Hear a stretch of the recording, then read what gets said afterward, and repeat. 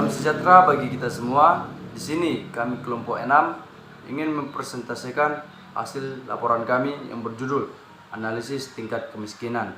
Di sini saya selaku moderator yang bernama Yosua Simanjuntak, NPM 19822052, kelas A2. Perkenalkan, nama saya Rivaldo Homonangan Saragi, NPM saya 1982200077. Perkenalkan, nama saya Danis Simanjuntak, NPM 1982200097, kelas A2. Kemiskinan. Menurut Bank Dunia, kemiskinan adalah kondisi di mana seseorang tidak dapat menikmati segala macam pilihan dan kesempatan dalam pemenuhan kebutuhan dasarnya, seperti tidak dapat menikmati segala macam pilihan dan kesempatan dalam pemenuhan kebutuhan dasarnya, seperti tidak dapat memenuhi kesehatan, standar hidup layak, kebebasan, harga diri, dan rasa dihormati seperti orang lain. Tingkat kemiskinan di Kabupaten Simalungun dan Sumatera Utara. Penduduk dikategorikan penduduk miskin jika pendapatannya tidak cukup untuk memenuhi kebutuhan hidup minimal. Kemiskinan merupakan salah satu indikator kesejahteraan kunci yang dihitung melalui konsep kemampuan memenuhi kebutuhan dasar. Tingkat kemiskinan dan penduduk miskin Kabupaten Simalungun tahun 2010 sampai 2019 bisa dilihat dari tabel berikut.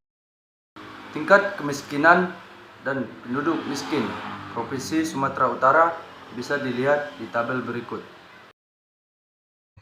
Baik, di sini saya akan menjelaskan tentang analisis kemiskinan di Jawa Tengah. Baik, kemiskinan merupakan masalah kompleks yang dipengaruhi oleh berbagai faktor yang saling berkaitan, antara lain seperti PDRB, Indeks Pembangunan Manusia atau IPM, jumlah penduduk, dan jumlah pengangguran. Oke, berdasarkan kondisi tersebut, pada penelitian ini akan dilakukan analisis mengenai faktor-faktor yang diduga mempengaruhi kemiskinan di Jawa Tengah pada tahun 2016 sampai dengan 2018. Lanjut pada slide kedua, tingkat kemiskinan pada tahun 2018 yang tertinggi itu di Kabupaten Wonosobo dengan jumlah 17,58%. Kemudian diikuti dengan Kabupaten Kebumen dengan jumlah 17,47%. Tingkat kemiskinan terendah di Jawa Tengah pada tahun 2018 yaitu di Kota Semarang dengan jumlah 4,14%. PDRB di Jawa Tengah digunakan untuk mengetahui pertumbuhan ekonomi dari tahun ke tahun sehingga arah perekonomian daerah akan lebih jelas. Jumlah penduduk dalam pembangunan ekonomi suatu daerah merupakan permasalahan besar karena pertumbuhan penduduk tidak terkendali dapat mengakibatkan tidak tercapainya tujuan pembangunan ekonomi, yaitu kesejahteraan rakyat serta menekan angka kemiskinan. Jumlah penduduk Jawa Tengah pada tahun 2016 sampai dengan 2018 bergerak dengan fluktuatif namun cenderung naik dari tahun ke tahun. Kita lanjut pada slide ketiga.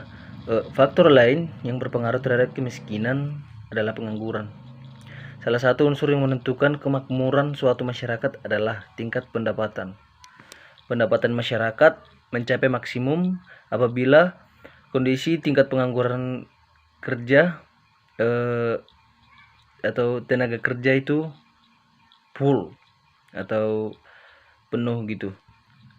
Menurut Sadono Sukirno, pengangguran akan menimbulkan efek mengurangi pendapatan masyarakat dan itu akan mengurangi tingkat kemakmuran yang telah tercapai. Semakin turunnya tingkat kemakmuran akan menimbulkan suatu masalah, yaitu kemiskinan. Tingkat pertumbuhan angkatan kerja cepat dan pertumbuhan lapangan kerja yang relatif lambat menyebabkan masalah pengangguran yang ada di suatu daerah menjadi semakin serius. Besarnya tingkat pengangguran merupakan cermin kurang berhasilnya pembangunan di suatu negara. Pengangguran dapat mempengaruhi kemiskinan dengan berbagai cara. Saya akan menjelaskan tentang tingkat kemiskinan penduduk di Indonesia. Garis kemiskinan penduduk di Indonesia. garis kemiskinan di Indonesia diwujudkan dalam bentuk besarnya nilai rupiah pengeluaran per kapita setiap bulan untuk memenuhi kebutuhan dasar minimum makanan dan non-makanan yang dibutuhkan oleh seorang individu untuk tetap berada pada kehidupan yang layak. Jika seorang memiliki penghasilan atau konsumsi tiap bulan di bawah garis kemiskinan tersebut, maka dianggap miskin.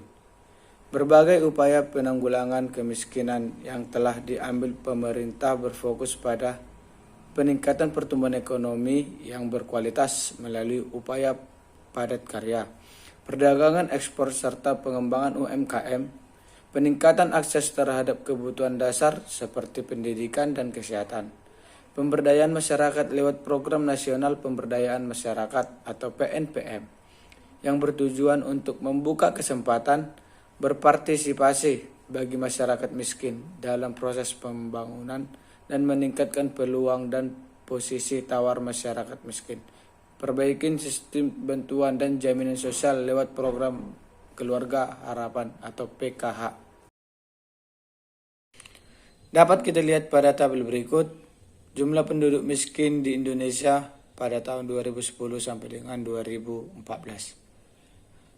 Jumlah penduduk miskin di Indonesia terendah terdapat pada tahun 2014 yaitu dengan jumlah 27,72 juta orang.